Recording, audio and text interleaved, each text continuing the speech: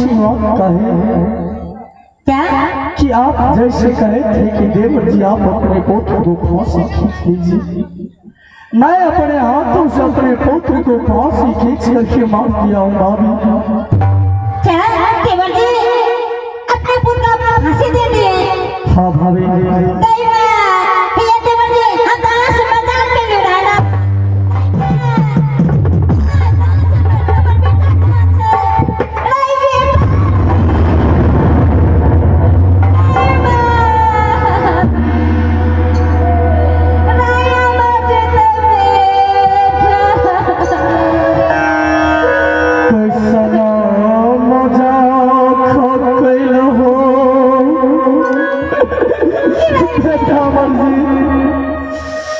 भाभी है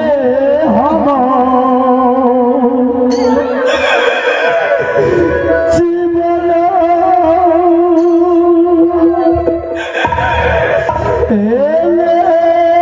हो भाभी जी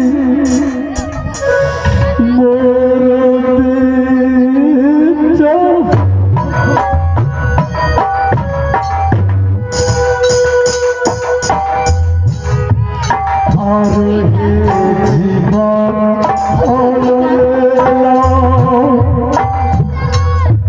आप मेरे बेटे से हट जाइए भाभी जी।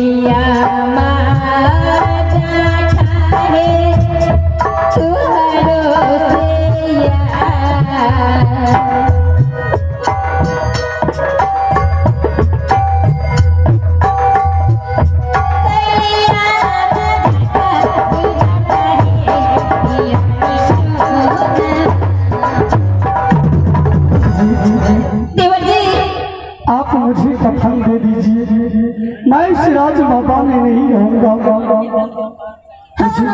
क्यों नहीं? अगर तुम इस राज बाबा में रह जाओगे तो हो ना हो कहीं मेरे बेटा के क्यों कभी मेरे स्वामी जी को मार डालोगे, इसलिए तुम यहाँ से भाग जाओ। क्या मास्टर साहब, क्या देवर भाभी को मजाक नहीं होते क्या? मैं तो तुमसे मजाक की थी, मगर मजाक करने के बजाय अपना बेटा को भी मार डालोगे। भागो यहाँ से। ये जितना सारे पोशाक है ये सारे पोशाक खोल करके रख दो, यहाँ से भाग जाओ।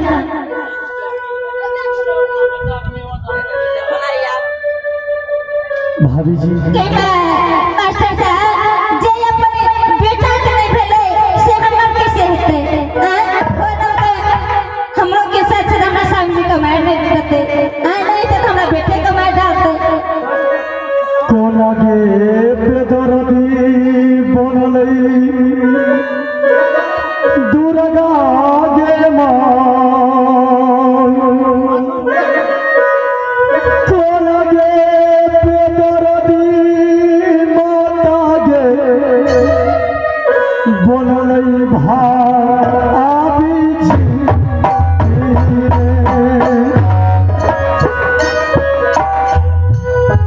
बेटा के करना हो भैया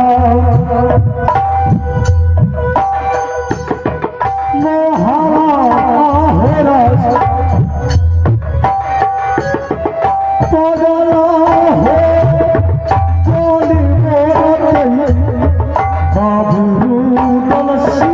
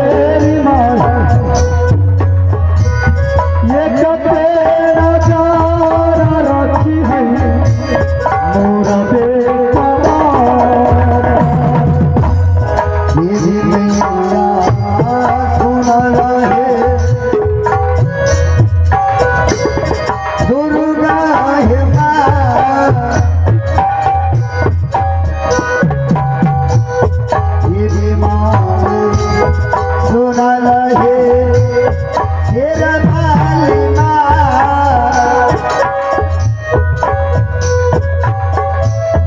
राखी हान करिया है राजा मोहबा